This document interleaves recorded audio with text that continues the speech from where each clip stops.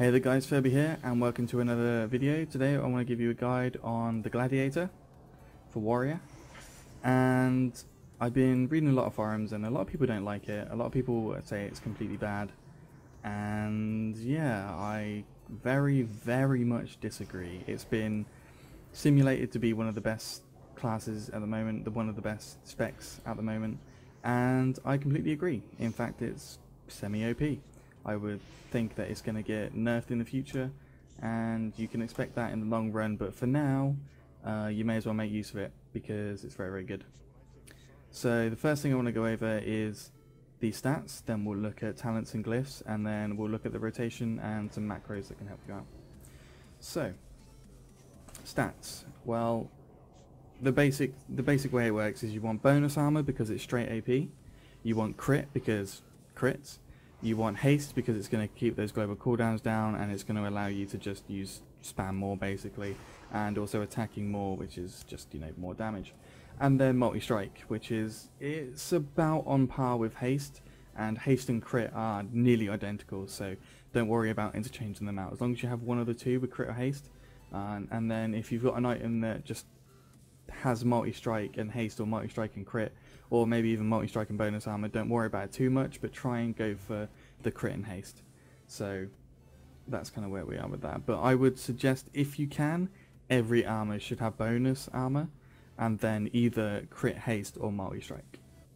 So yeah, there we are. That's kind of like the basic summary of that. So next, talents. Talents, 15, do what you like. 30, impending victory. I personally like it because I off tank quite a lot, and it can be good if your DPS are killing adds to just kind of, you know, boom, boom, one dead, dead, dead. You just keep getting that proc and it's just more survivability. But if you're more of a big cooldown kind of person, enrage regeneration is great. However, second win is absolutely terrible, to be honest, so don't even worry about that one. 45, unyielding strikes is our best DPS. It's going to give us the most damage, the most output, especially when you use the cleave glyph, which allows heroic strikes to hit 2 targets. And yeah, sudden death is okay, but we don't have a two-handed weapon, so it hits a bit weak. And heavy repercussions is also very good. However, shield slam just isn't off cooldown as much as heroic strike. And because of the way unyielding strikes works, you just heroic strike constantly. With heroic, it's crazy. So unyielding strikes is my very top suggestion. Then we've got Stormbolt, Shockwave, Dragon Roar. If you're going into challenge modes, I would suggest Shockwave, just simply because it's so useful.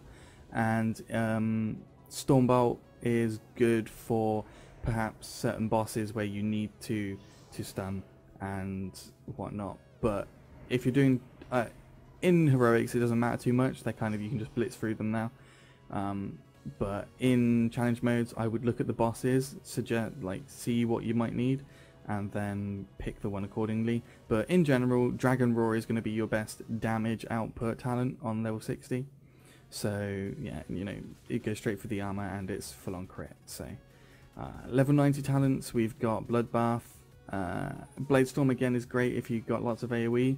Avatar's crap, to be honest, more of a PvP talent in my personal opinion. Might be wrong about that. But bloodbath is the way to go if you're looking for more and more damage. So, and then level 100, obviously we want Gladiator's Resolve because that's kind of why we're here. So glyphs, I've gone for Bull Rush, gives you that additional damage.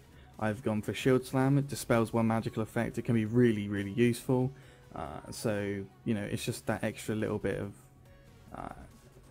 you know, usefulness in dungeons. Just, you can get rid of all sorts of stuff. I don't know if it's as good as something like Purge or anything. It's definitely not that good, but definitely useful. So and then the big one, the only one that's really affects our damage in any way, is the heroic strike. Now hits 2 targets, go for cleave, and I'm pretty sure that like 90% of the fights at the moment have adds or some sort of additional mobs during the fight, so it's perfect. It's just a bit of extra damage and you're cleaving all the time, so brilliant. Glyph of Burn and Anger, you know, deep wound, I make things bloodier.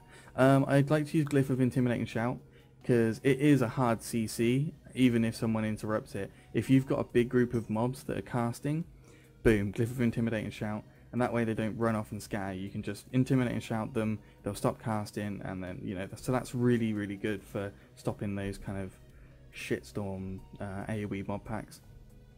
Especially in somewhere like Grimrail Depot, where you've got the, you know, the ones that shoot fucking shit all over the place. Yeah, really good for that. So that's talents and glyphs. So next up, let's look at the abilities. Right, you're going to notice that I've got 4 buttons here, and I've got my shield charge over here. Now, I don't ever press this button. All I use is 1, 2, 3, 4, and then I use my cooldowns, and that's pretty much it. In fact, that is it. And the way I've managed to do that is by macros. So let's look at the macros first, and we'll go over the important ones. Ignore most of these. Now, I've got my DPS one. What does it do? It casts devastate, it casts shield charge twice, just to make sure that it's coming first before everything else. Then I've got spell reflect, mass spell reflection, depending on what my talent is. Cast bloodbath, cast berserker rage, cast heroic strike, cast gladiator stance, and then it uses 13 and 14, both my trinkets, and then it casts demoralizing shout as well. It's a lot of stuff it does, and all of that can be used off global cooldown. So you can absolutely use all of it, and it's not going to affect your DPS in any way. In fact, it's going to make it better. Heroic strike being there, because it's below rather 2 shield charges, it's only going to use it if shield charge is not usable.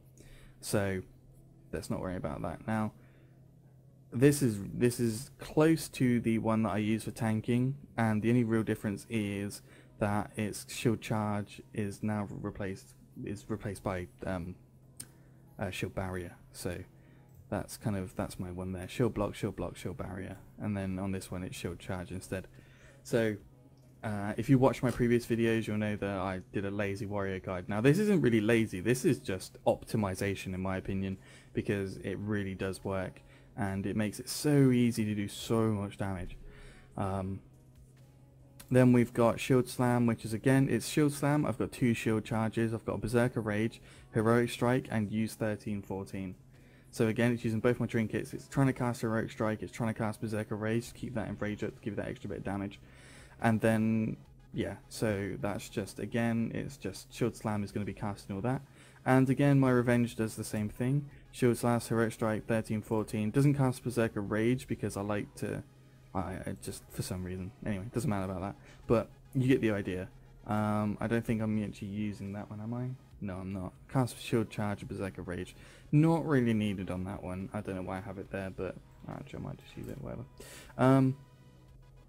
I've got my taunt on there, which is really useful. I use my mocking banner. If for example your tank pulls way too much, and you're in that position where you go, okay, fine, shit, we're gonna die. It does happen, especially in somewhere like UBRS. You know, the tank walks around that corner, and then 2 or 3 packs come out of nowhere with a patrolling mob as well, and it's like, oh my god, okay.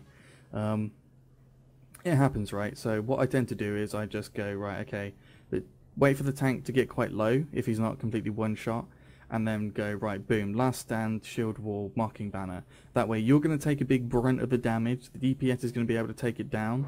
You'll probably die, to be perfectly honest, but your tank's going to be able to survive, your healer's going to heal him up, and then you're probably going to be able to get through that large pack of overrunning mobs. And it just gives you like maybe 10 or 15 seconds where everything can be nuked down, and then your tank can take control of the situation and kind of allow you to get through it. And then you can either be rezzed up or just jump back in the dungeon. So, you know, just something useful there. Thunderclap is your only AoE. I'm going to say only AoE. It's non-passive AoE, because obviously revenge hits 3 targets and your heroic strike is also hitting 2 targets. So when you're in a big AoE group, just thunderclap like once or twice. That's it. That's really all it is. So that's all it is. You've got your DPS, which is the kind of one that's just got massive amounts of everything in it. You've got your shield slam, you've got your revenge. That's the main bread and butter. So, oh, there was one more. I apologise. Heroic charge. I've got cast charge, cast rend for arms, but don't worry about that. And then it also casts shield charge, because of course I've got the glyph that gives me the extra rage. So as I run in, I'm going to have shield charge straight away. So you can just charge in, you're going to charge, you're going to cast shield charge, and then you're going to be able to shield slam without losing that kind of momentum. So your standard rotation is going to look like you're going to charge in, you're going to shield slam, you're going to devastate, shield slams proc, so do it again, devastate, shield slam proc, so you're going to do it again, devastate, shield slam proc, so you're going to do it again. Yeah, no, this isn't OP at all. Dragon Roar is second on the priority list. Then we're going to shield slam, devastate, shield slam. Always weave devastate because it gives you the unyielding strikes, and then we're going to revenge, and then it also has heroic strike and everything cleaved to it, and it also gives you this shield slam procs. So that's it. All you want to do is weave devastate in and out of shield slam and revenge. That's absolutely all it is. And then Dragon Roar if it's available. And if your devastate procs your shield slam like that, then you're going to shield slam instead of revenge. And that's all it is. 3 buttons, Dragon Roar every minute. Devastate, shield slam, devastate, revenge. Then spam devastate during the downtime of both of them.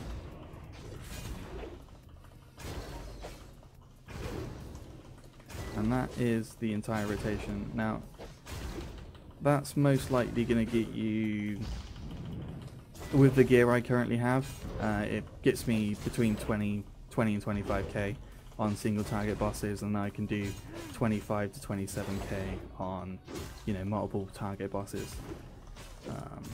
So yeah, that really is all there is to it. 3 buttons, a few macros, and just easy. And because shield charge is macro to everything and it's above everything in the priority list, you're never going to have it off cooldown. I mean, you can see it here. It's always being used. Whether it's as soon as it comes off cooldown, so 5, 4, 3, 2, 1, straight on. So you never have a point where your shield charge is being wasted because you always have that extra damage. And then I'm getting crazy crits and all sorts of goodness. Now don't take this damage here as a single target because of course everything cleaves, so all of these are probably being hit at some point. This isn't my single target damage. I'm not even buffed, to be honest. This is just me showing you what you should be doing. But if you are interested in more, I will be posting some videos soon of us doing challenge modes with my guild. And also achievement runs and stuff like that. And speaking of challenge modes, I'm just being invited for them now. So, take care guys. Enjoy Gladiator while you can because it's kind of ridiculous. And yeah, I'll see you next time.